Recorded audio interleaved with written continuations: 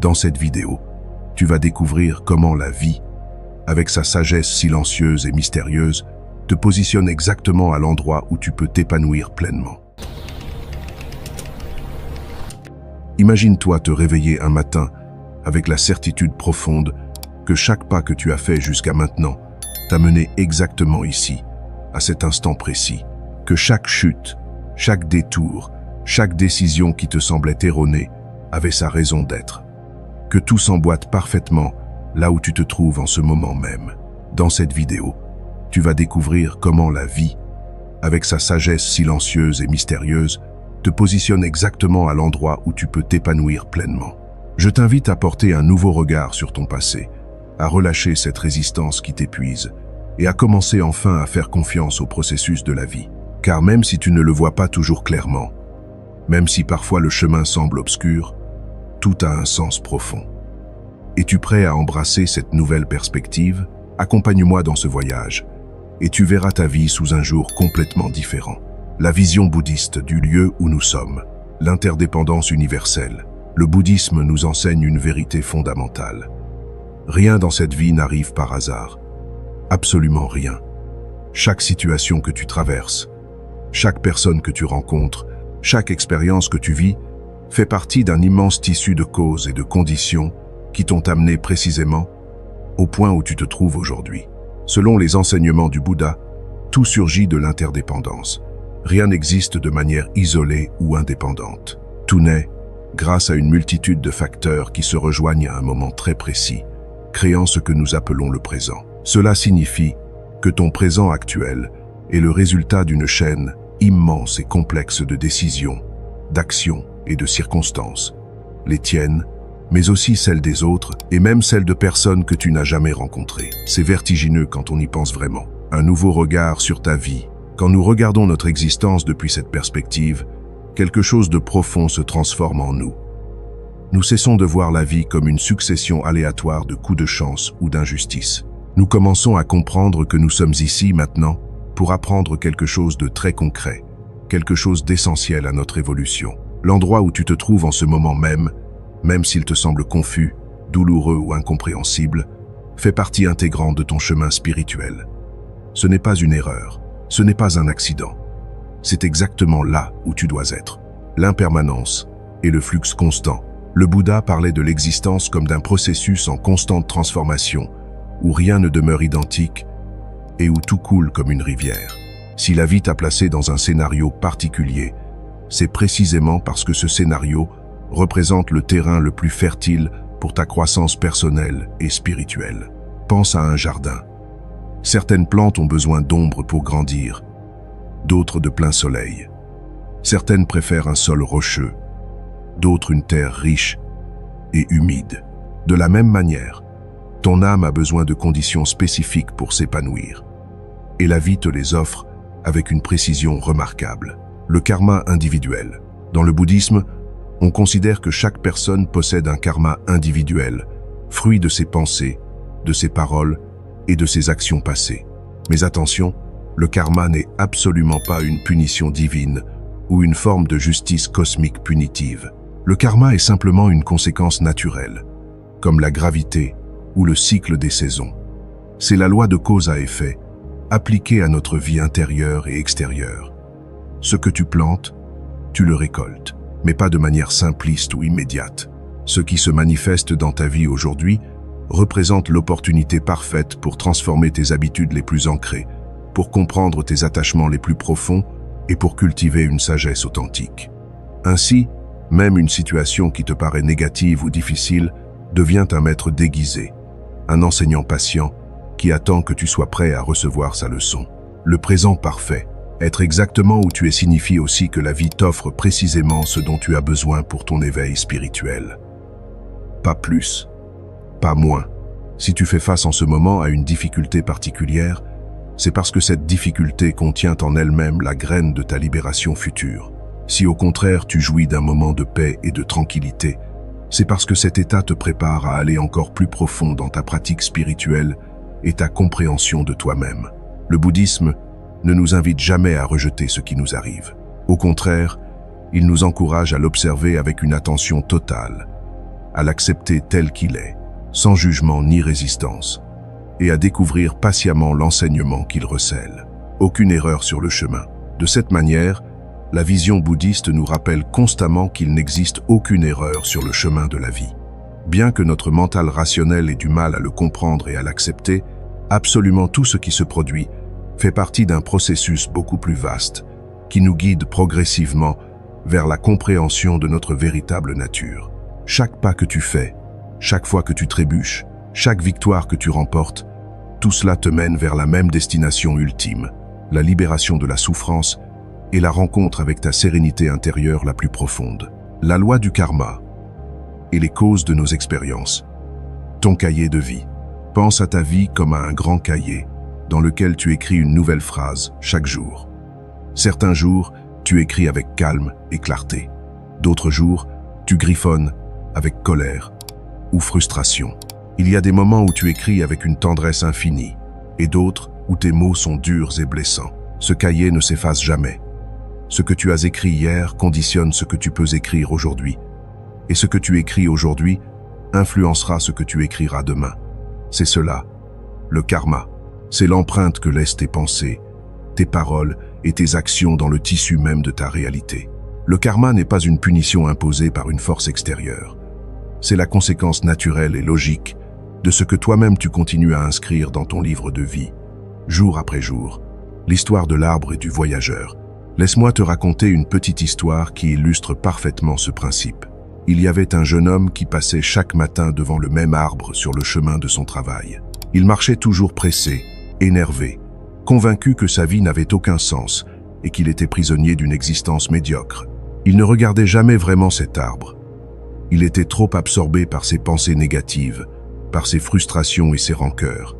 Les jours passaient, puis les semaines, puis les mois, et à chaque fois qu'il passait devant l'arbre, il jetait négligemment au sol ses mégots de cigarettes, ses papiers froissés, tous les détritus dont il ne voulait plus. L'arbre, silencieux et patient, restait là, témoin de tous ses gestes inconscients.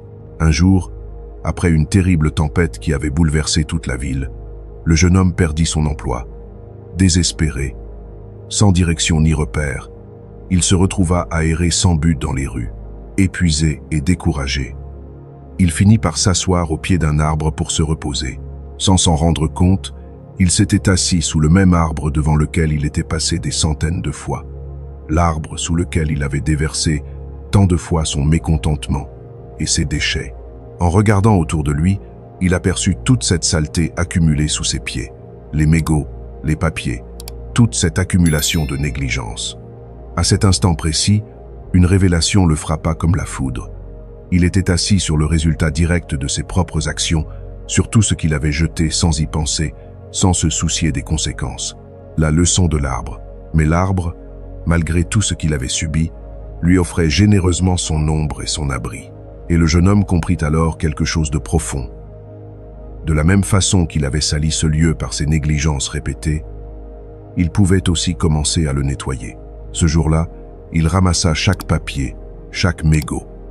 Et dans son cœur, il fit une promesse solennelle, planter quelque chose de différent dans sa vie, du respect, de la gratitude, de l'attention, du soin. Comment fonctionne le karma? Le karma fonctionne exactement de cette manière. Chaque geste, même s'il te paraît insignifiant sur le moment, s'accumule. Un sourire, un mot dur, une aide offerte, une indifférence. Tout laisse une trace, tout a des conséquences. Mais voici la merveilleuse nouvelle. Il ne s'agit pas de culpabilité. Il s'agit de prise de conscience, de te rendre compte que tu es constamment en train de semer des graines dans le jardin de ta vie future. Et la vérité libératrice, c'est que tu peux toujours commencer à planter de nouvelles semences, peu importe ce que tu as semé hier ou l'année dernière. Aujourd'hui maintenant, tu as le pouvoir de choisir différemment. Si tu choisis le calme plutôt que la colère, si tu choisis l'empathie plutôt que l'indifférence, si tu choisis la générosité plutôt que l'égoïsme, tu seras en train d'écrire un futur complètement différent pour toi-même. Le pouvoir du présent. Ce que tu fais maintenant, en ce moment précis, possède le pouvoir immense de transformer ce qui est à venir. Tu n'es pas prisonnier de ton passé. Ton passé t'a conduit ici, certes, mais il ne dicte pas ce que tu vas créer à partir d'aujourd'hui. Chaque instant est une nouvelle opportunité. Chaque respiration est une chance de recommencer. Et cette réalité devrait nous remplir d'espoir et de motivation, car elle signifie que nous avons toujours le pouvoir de changer la direction de notre vie. La souffrance comme maître sur le chemin, le rejet naturel de la douleur. Quand nous entendons le mot « souffrance », la première chose que nous ressentons est un rejet instinctif. C'est normal, c'est humain, personne ne veut souffrir. Nous aspirons tous au bonheur, au confort, à la sécurité. Pourtant, la douleur apparaît dans notre vie sous de multiples formes. Une perte déchirante, une maladie qui nous affaiblit, un échec qui nous humilie, une déception qui nous brise le cœur. Et même si cela peut sembler paradoxal, cette souffrance peut devenir l'un des maîtres les plus sages que nous aurons jamais. Ce que la douleur nous enseigne. La douleur possède une capacité extraordinaire, celle de nous montrer ce qui est vraiment essentiel et ce qui ne l'est pas. Elle agit comme un révélateur, comme ces produits chimiques qui font apparaître une image cachée sur une photographie. La souffrance nous oblige à nous arrêter dans notre course folle. Elle nous force à regarder à l'intérieur de nous-mêmes. Elle nous pousse à nous poser les vraies questions. Où est-ce que je vais? Qu'est-ce qui compte vraiment? Qu'est-ce que je suis en train de construire avec ma vie? Si la souffrance n'existait pas, nous resterions souvent piégés dans l'illusion que tout est permanent, que rien ne change, que nos possessions et nos positions nous appartiennent pour toujours. L'histoire de la femme et son ambition, laisse-moi te raconter l'histoire d'une femme qui illustre parfaitement cette transformation. Cette femme avait passé des années à lutter pour obtenir une promotion dans son entreprise. Elle travaillait sans relâche, sacrifiant son temps avec sa famille et ses amis, négligeant sa santé, oubliant ses passions. Elle était absolument convaincue que lorsqu'elle obtiendrait ce poste tant convoité, elle serait enfin heureuse. C'était devenu son obsession, sa raison de vivre. Un jour, l'entreprise fit faillite de manière totalement inattendue. Du jour au lendemain, elle perdit tout ce qu'elle avait construit professionnellement. Des années d'efforts, d'ambition, de sacrifices, tout s'évanouit en quelques heures. Son monde s'effondra complètement. Elle se sentait comme si le sol s'était ouvert sous ses pieds. La découverte dans le vide. Pendant des mois, elle erra dans une profonde dépression. Elle sentait qu'elle n'avait plus aucune raison de se lever chaque matin. Son identité entière avait été construite autour de sa carrière. Et maintenant, elle ne savait plus qui elle était. Mais quelque chose de surprenant commença à se produire au milieu de ce vide douloureux. Dans le silence forcé de ses journées, elle commença à remarquer des choses qu'elle avait ignorées pendant des années. Le chant des oiseaux au lever du soleil. Le rire cristallin de son fils quand il jouait dans le jardin. La paix profonde de partager un simple café avec quelqu'un qu'elle aimait.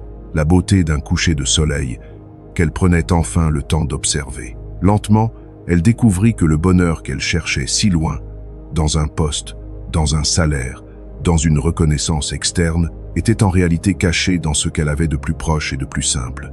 La transformation par la perte, la souffrance lui avait enlevé ce qui n'était pas essentiel pour lui révéler ce qui avait toujours été là, juste devant elle, attendant qu'elle ouvre les yeux. Cette perte qui au début semblait être la fin de tout, se transforma en la porte d'entrée vers une vie beaucoup plus pleine, plus authentique, plus vraie.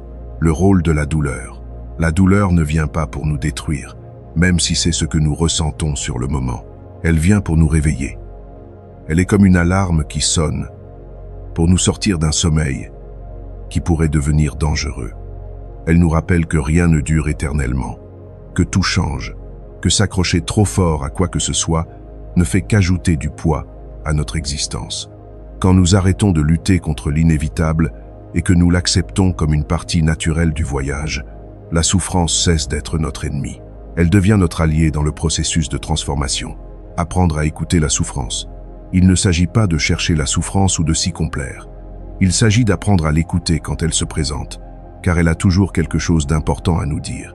Chaque fois que nous traversons une difficulté, nous avons l'opportunité précieuse de grandir, de lâcher prise sur de vieilles croyances limitantes, de nous libérer de schémas répétitifs et de devenir plus sages, plus profonds, plus compatissants. La douleur, quand elle est vécue avec conscience et présence, cesse d'être un ennemi terrifiant. Elle se révèle être le maître patient qui nous conduit progressivement de l'obscurité vers la clarté, de l'ignorance vers la compréhension. L'acceptation. Apprendre à danser avec la vie. Comprendre. L'acceptation. Accepter ne signifie absolument pas se résigner ou abandonner. Ce n'est pas lever les bras en signe de défaite. Ce n'est pas rester les bras croisés face à l'injustice ou à la difficulté. Accepter, c'est quelque chose de beaucoup plus subtil et puissant. C'est cesser de combattre ce qui est déjà en train de se produire. C'est reconnaître la réalité telle qu'elle est, non telle que nous voudrions qu'elle soit. Imagine que tu essaies d'arrêter la pluie avec tes mains nues. Tu peux bien tendre les bras vers le ciel, crier, te débattre. La pluie continuera de tomber. Plus tu résistes, plus tu t'épuises, plus tu te trempes. Tu luttes contre une force que tu ne peux pas contrôler. En revanche, quand tu sors un parapluie, quand tu te réfugies sous un toit, la pluie continue de tomber. Certes, mais elle ne te submerge plus. Tu as accepté la réalité de la pluie et tu as agi intelligemment en conséquence. La résistance qui crée la souffrance. Dans la vie, le mécanisme est identique. Très souvent, nous souffrons beaucoup plus à cause de notre résistance à ce qui est qu'à cause de la situation elle-même. Nous nous accrochons à l'idée que les choses devraient être différentes. Nous exigeons que les gens agissent comme nous le voudrions. Nous refusons d'accepter que le passé s'est déroulé d'une certaine façon. Cette lutte constante contre la réalité nous épuise émotionnellement, mentalement et même physiquement. L'histoire de l'homme et la rivière. Laisse-moi te raconter une histoire qui illustre merveilleusement ce principe. Il y avait un homme qui chaque matin devait traverser une rivière pour se rendre à son travail. Quand le débit de l'eau était bas, il traversait sans difficulté, marchant sur les pierres apparentes. Mais à la saison des pluies, la rivière se gonflait et devenait tumultueuse. Le courant s'accélérait, l'eau montait, et pourtant, cet homme têtu insistait pour la traverser exactement de la même manière, luttant de toutes ses forces contre le courant puissant. Il terminait chaque traversée complètement épuisé, couvert de bleu et d'éraflures. Parfois, il ne parvenait même pas à atteindre l'autre rive et devait rebrousser chemin, vaincu et frustré. La leçon des enfants. Un jour, exténué par tant d'efforts inutiles, il s'assit sur la berge pour reprendre son souffle. C'est alors qu'il vit passer un groupe d'enfants qui traversaient tranquillement dans une petite barque de bois.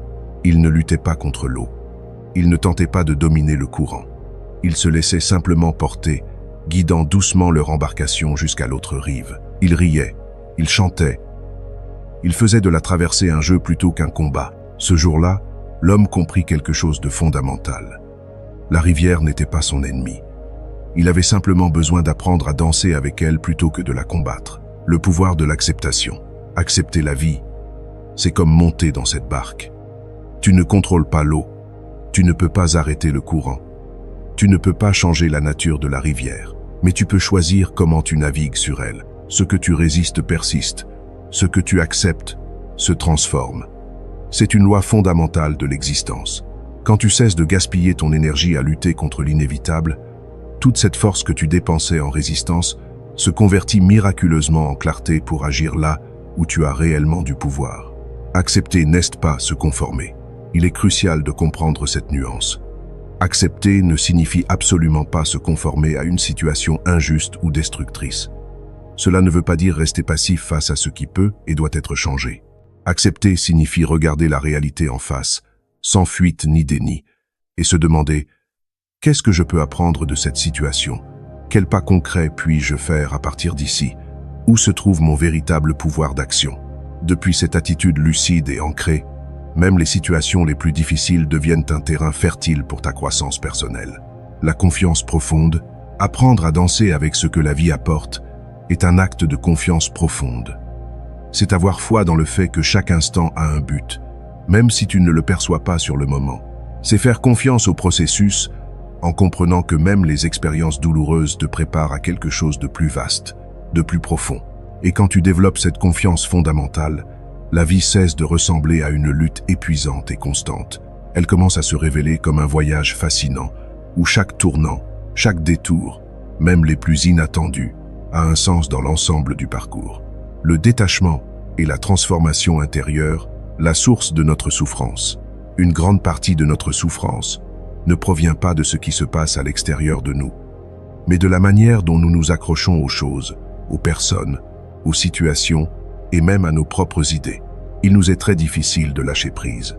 C'est l'un des plus grands défis de l'existence humaine.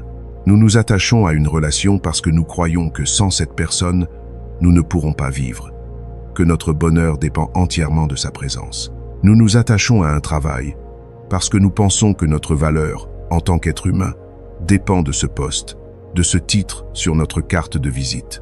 Nous nous attachons à des objets, à des souvenirs, à des possessions matérielles, et même à l'image que nous avons construite de nous-mêmes au fil des années.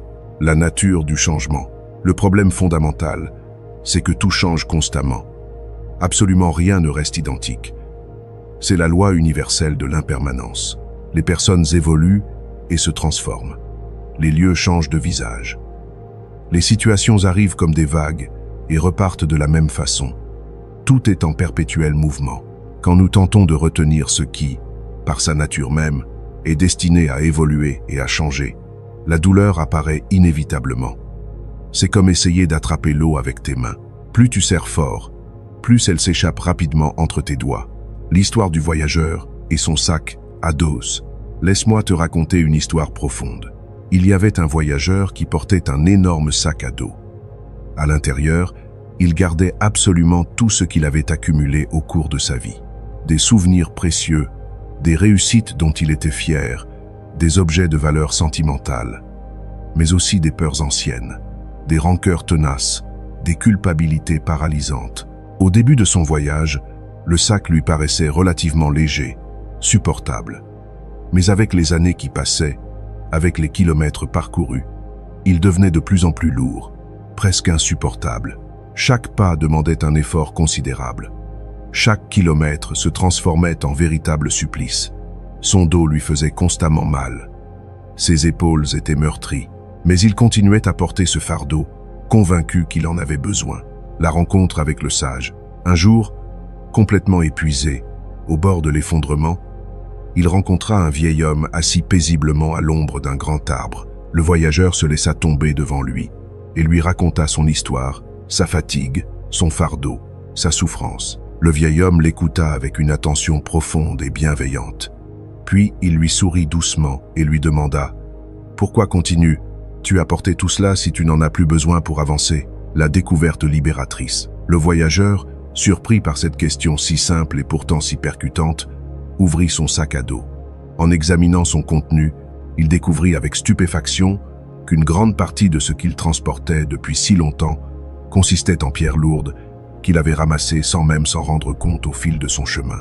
Il s'était habitué à vivre avec ce poids écrasant.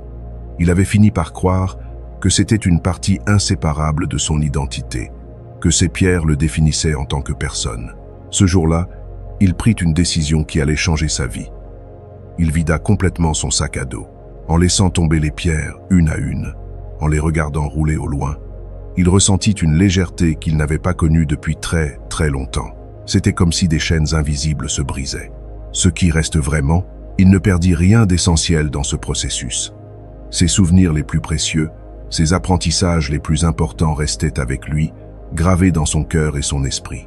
Mais tout ce qui ne servait à rien, tout ce qui l'alourdissait inutilement, il le laissa derrière lui. Avec chaque pierre qu'il abandonnait, il découvrait une version plus authentique, plus légère, plus vraie de lui-même. Des aspects de sa personnalité qu'il avait oubliés remontaient à la surface. Des rêves enfouis se réveillaient. L'essence du détachement. Le détachement, c'est exactement cela. Apprendre à vider le sac à dos de notre vie. Comprendre ce qui est essentiel et ce qui ne l'est pas. Cela ne signifie absolument pas cesser d'aimer ou de valoriser ce qui compte. Cela signifie ne plus s'accrocher comme si notre vie entière dépendait de ce que nous possédons. Cela signifie aimer avec liberté plutôt qu'avec possession. Profiter de chaque moment sans avoir peur de le perdre. Vivre pleinement l'instant présent, sans vouloir qu'il dure éternellement. La liberté par le lâcher-prise. Quand nous pratiquons le détachement, nous cessons d'être esclaves de la peur que quelque chose change. Nous commençons à nous relier à la vie avec beaucoup plus de légèreté, de fluidité, de grâce. Un objet cesse de nous définir.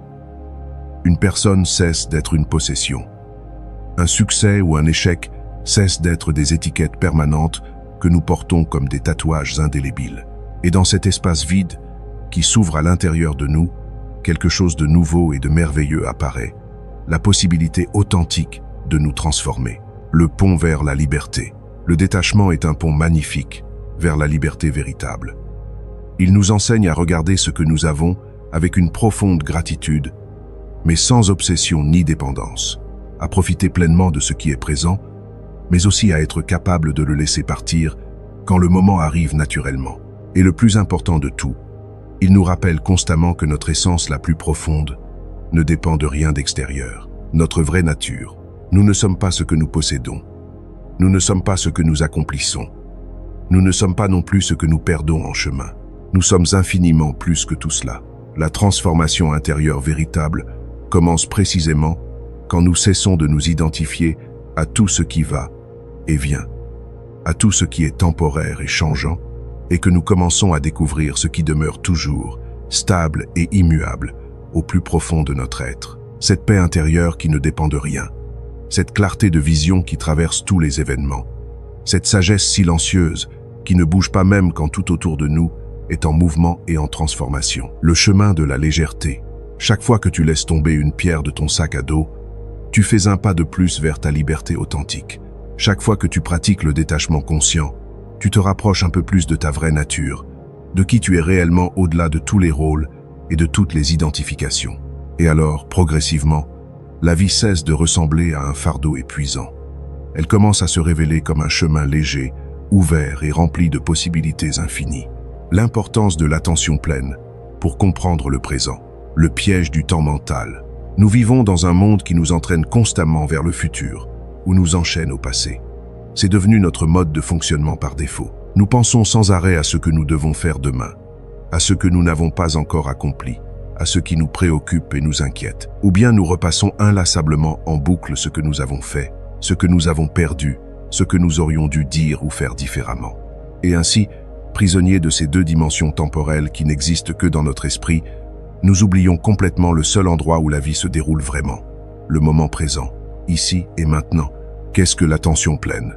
L'attention pleine, aussi appelée pleine conscience, est la pratique de revenir à ce qui se passe réellement en ce moment précis. Cela paraît simple en théorie, mais c'est en réalité un des exercices les plus difficiles qui soit. Notre esprit est comme un singe agité qui saute de branche en branche sans jamais se poser. Il est entraîné depuis des années à voyager constamment dans le temps. Nous devons réapprendre à le ramener au présent, encore et encore, avec patience et douceur. L'analogie du Kyo, imagine que ton esprit est comme un chiot très énergique et curieux qui court dans tous les sens. Si tu essaies de le saisir brutalement, il va résister davantage, s'échapper, se débattre. Mais si tu l'appelles avec douceur, avec patience et bienveillance, petit à petit, il apprend à rester près de toi, à se calmer, à être présent. C'est exactement la même chose avec notre attention. Plus nous l'invitons gentiment à revenir au moment présent, plus il devient facile et naturel de rester dans cet état de présence. L'histoire du jeune homme et du bol. Laisse-moi te raconter une histoire ancienne qui illustre magnifiquement ce principe. Un jeune homme se plaignait constamment à son maître que sa vie passait beaucoup trop vite. Il avait l'impression que les jours s'échappaient sans qu'il les vive véritablement, comme s'ils glissaient entre ses doigts. Le maître lui tendit un bol et le remplit d'eau jusqu'au bord, à ras du rebord. Puis il lui dit « Je veux que tu traverses tout le village avec ce bol dans les mains.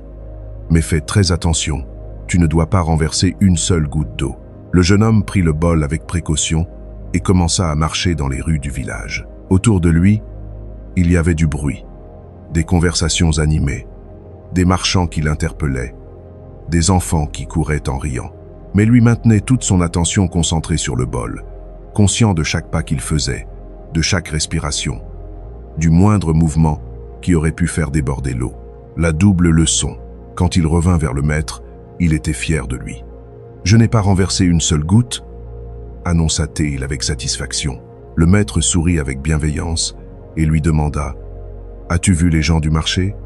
As-tu écouté les chants des enfants? As-tu remarqué le parfum du pain frais qui sortait du four ?»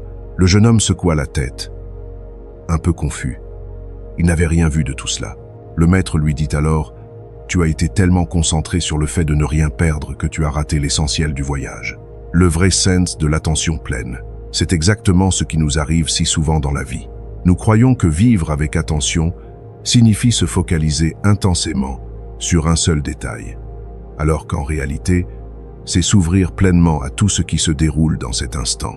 L'attention pleine, ce n'est pas rétrécir notre conscience, c'est l'élargir pour embrasser la totalité de l'expérience présente. C'est écouter vraiment, profondément, quand quelqu'un nous parle, sans déjà préparer mentalement ce que nous allons répondre. C'est manger un fruit en savourant véritablement sa douceur, sa texture, son parfum, au lieu de l'avaler machinalement en regardant notre téléphone. C'est respirer consciemment et sentir l'air qui entre et sort de nos poumons, en se rappelant que cette respiration est la vie elle-même qui nous traverse.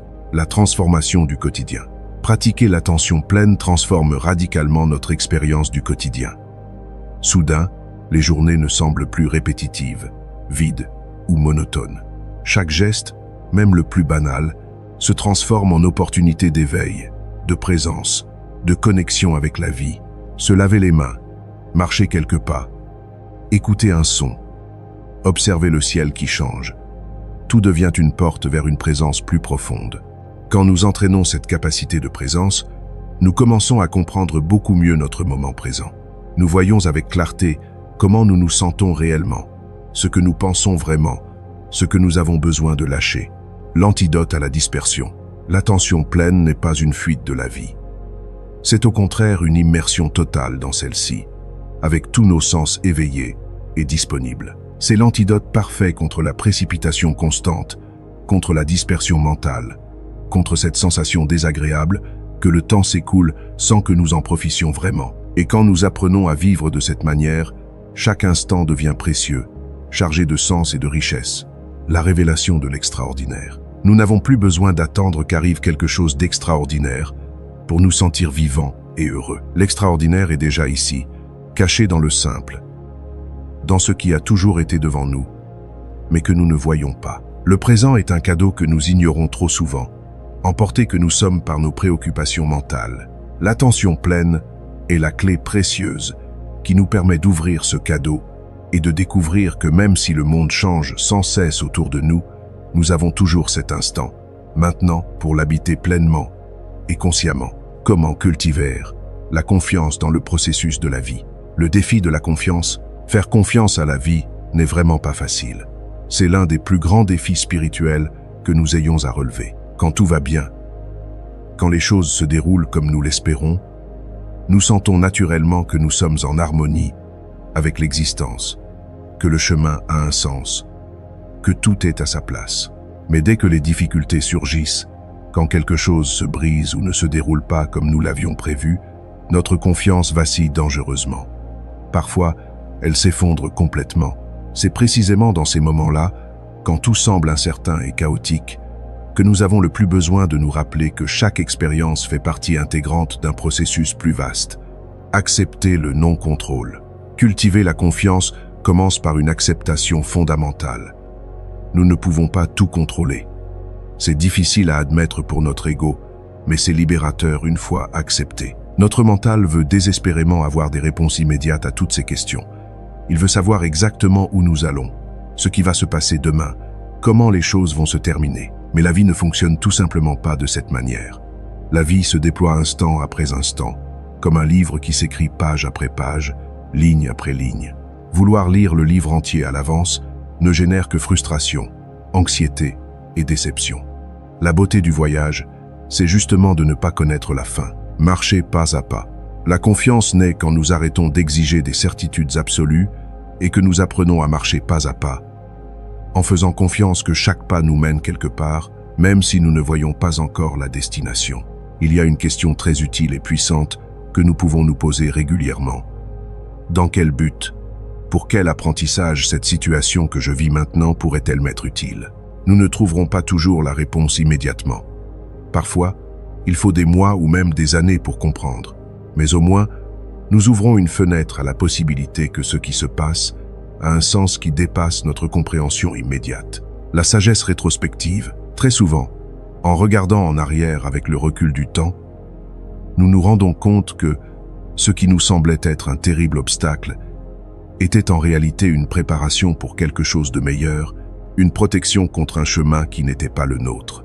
Combien de fois dans ta vie as-tu pensé qu'une porte fermée était une catastrophe, pour découvrir plus tard qu'elle t'avait conduit vers une porte bien meilleure? La confiance dans les petites choses. La confiance se cultive aussi dans les petites choses du quotidien, dans l'observation attentive de la vie qui nous entoure.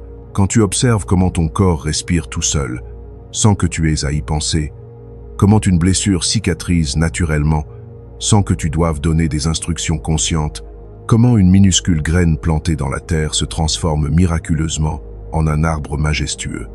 Tu peux réaliser qu'il existe une intelligence profonde, une sagesse beaucoup plus grande que notre mental limité, qui soutient absolument tout. Cette même force, cette même intelligence soutient également ton chemin personnel, même si tu ne l'aperçois pas toujours clairement. Lâcher l'obsession des résultats. Pour vraiment faire confiance, tu dois abandonner l'obsession compulsive des résultats. C'est un lâcher-prise essentiel. Si tu fais ta part du travail, si tu agis avec clarté d'intention, avec honnêteté et compassion, tu peux alors te reposer dans la certitude que le reste ne dépend pas uniquement de toi. La vie n'est pas un plan linéaire et prévisible. C'est un processus organique, vivant, rempli de tournants surprenants, de synchronicités étonnantes. Ce qui aujourd'hui ressemble à une perte douloureuse peut se révéler demain comme une opportunité extraordinaire déguisée. Habiter l'incertitude. La confiance se renforce considérablement quand nous cessons de lutter contre l'incertain et que nous apprenons à l'habiter avec curiosité plutôt qu'avec peur. Le ne pas savoir cesse d'être perçu comme un ennemi menaçant. Il se transforme en un espace fascinant, rempli de possibilités infinies. Plus tu fais confiance au processus, plus la charge que tu portes devient légère, parce que tu n'as plus besoin de contrôler chaque détail, de micromanager chaque aspect, d'avoir toutes les réponses avant même de poser les questions.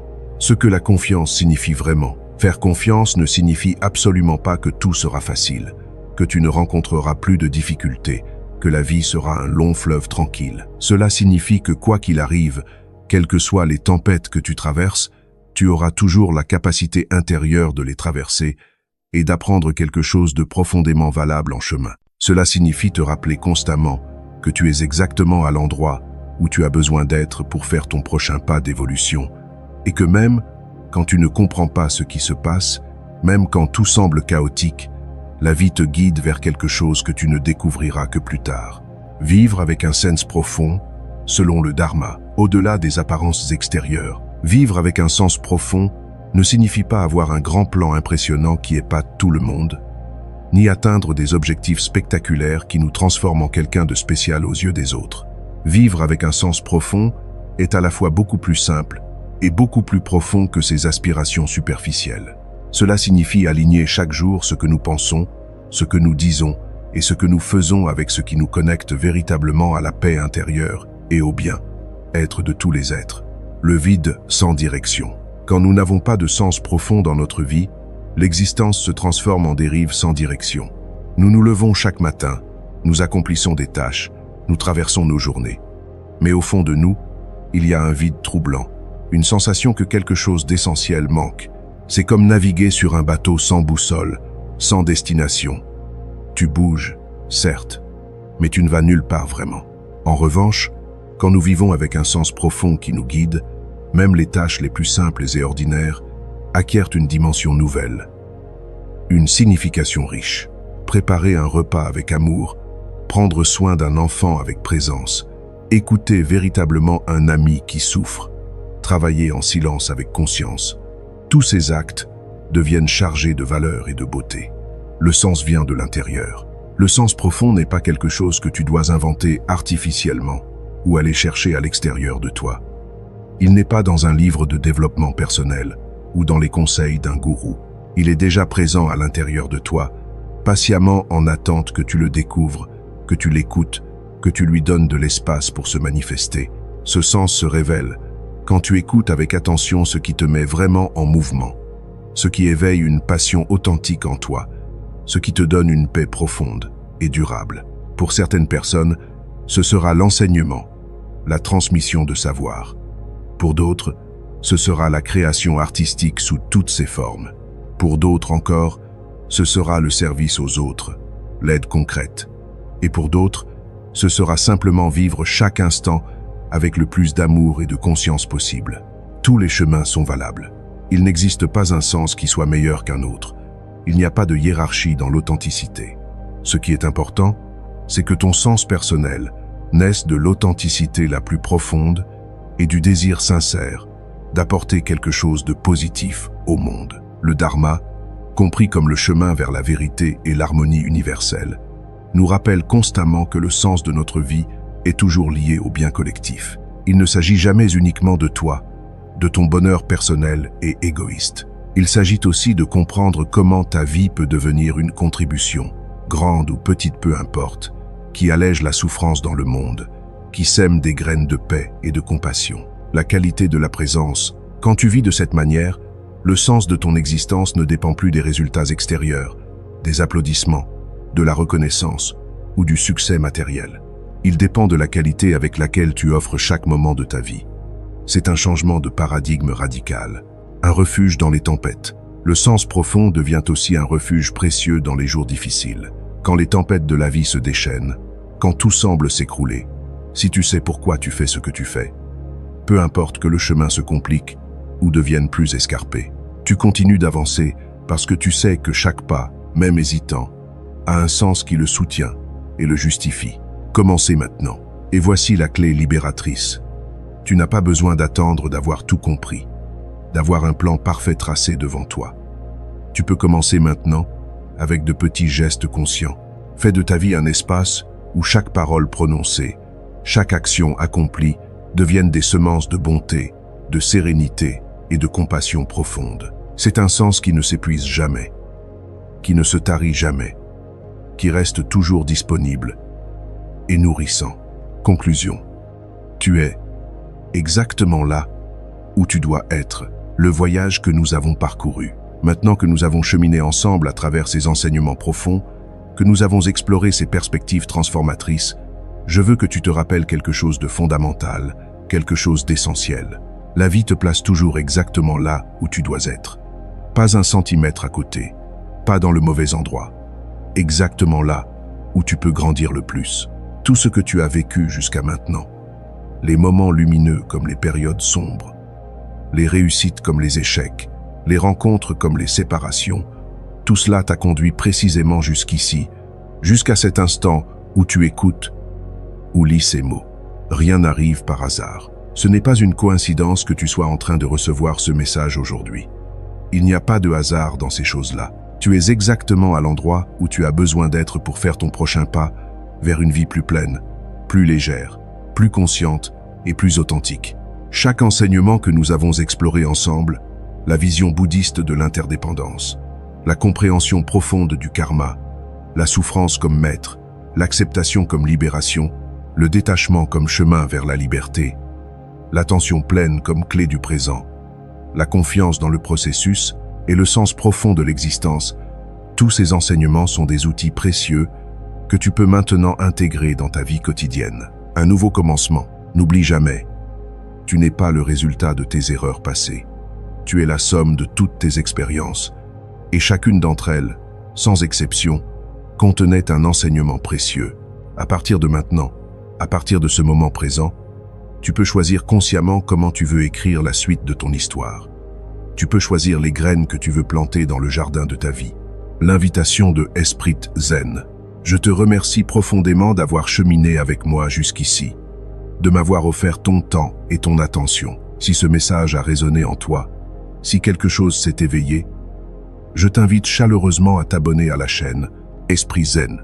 Partage cette vidéo avec quelqu'un qui en aurait besoin, quelqu'un qui cherche sa voie, qui doute, qui souffre, ou qui simplement aspire à plus de conscience et de paix. Laisse dans les commentaires quelle partie de cette exploration t'a le plus touché. Quel enseignement a résonné le plus profondément en toi? J'aimerais beaucoup savoir ce qui t'a particulièrement interpellé. Une communauté de sagesse. En partageant ainsi, nous créons ensemble un espace magnifique où la sagesse ancienne se transforme en guide pratique pour notre vie quotidienne moderne. Nous formons une communauté de personnes qui cherchent à vivre avec plus de conscience, plus de présence, plus d'amour. Le chemin continue, parce que ce chemin que nous explorons ensemble ne se termine pas ici, avec cette vidéo. Au contraire, il ne fait que commencer vraiment. Chaque jour est une nouvelle opportunité de mettre en pratique ces enseignements, de les vivre, de les incarner. La sagesse ne vaut que si elle est vécue, expérimentée, intégrée dans notre quotidien. Les plus beaux enseignements restent stériles s'ils demeurent uniquement des concepts intellectuels. Ta transformation t'attend. Alors je t'encourage à prendre un de ces enseignements, celui qui t'a le plus touché, et à commencer à l'appliquer dès aujourd'hui dans ta vie. Commence petit, commence simplement, mais commence peu. Être choisiras-tu de pratiquer l'attention pleine pendant quelques minutes chaque jour? Peu. Être décideras-tu de lâcher prise sur une chose à laquelle tu t'accroches depuis trop longtemps? Peu. Être commenceras-tu à cultiver la confiance en observant les petites synchronicités de ta vie? Quel que soit ton choix, fais ce premier pas. C'est le plus important. Avec toute ma gratitude. Merci encore d'avoir été présent jusqu'au bout de ce voyage. Je te souhaite paix, clarté et joie sur ton chemin unique. Et rappelle-toi toujours, tu es exactement là où tu dois être. La vie t'aime, te guide et te soutient à chaque instant, même quand tu ne le vois pas.